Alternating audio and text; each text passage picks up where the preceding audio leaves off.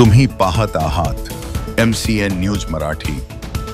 बुलढाणा जिल्ह्यातील लोणार तालुक्याच्या वेणी गावातील मागासवर्गीय समाजाच्या स्मशानभूमीवर झालेल्या कथित अतिक्रमणाविरोधात आवाज उठवत वेणी येथील 23 महिलांनी 11 जून पासून बुलढाणा जिल्हाधिकारी कार्यालयासमोर अन्नत्याग आंदोलन सुरू केले आहे।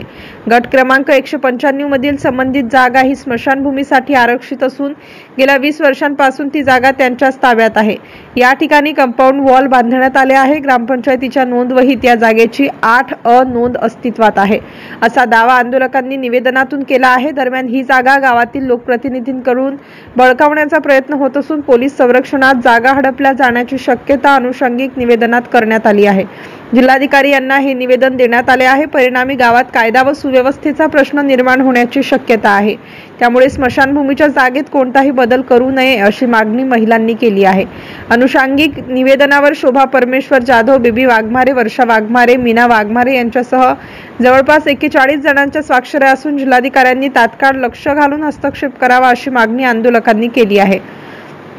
प्रसंगी योग्य कारवाई न झाल्यास येळगाव येथील धरणामध्ये जलसमाधी आंदोलन करण्यात येईल असा इशारा गावातील महिला व पुरुषांनी दिला आहे। 18 जूनची या महिलांनी मुदत दिली आहे। त्यामुळे आज प्रशासनाचा एक व्यक्ती त्या आंदोलनस्थळी भेट देण्यासाठी आला असता अन्नत्याग करणाऱ्या महिलांनी प्रचंड रोष व्यक्त केला।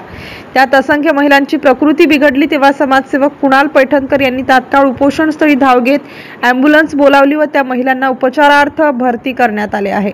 उपोषणकर्त्या महिलांनी जिल्हाधिकारी किरण पाटील यांच्या विरोधात रोष व्यक्त करत वेणी येथील स्मशानभूमी जागेवरील अतिक्रमण काढत नाही तोपर्यंत आम्ही उठणार नाही अशी भूमिका उपोषणकर्त्या महिलांनी घेतली आहे। MCN न्यूज मराठी करिता लोणारवरून भूषण शेटे।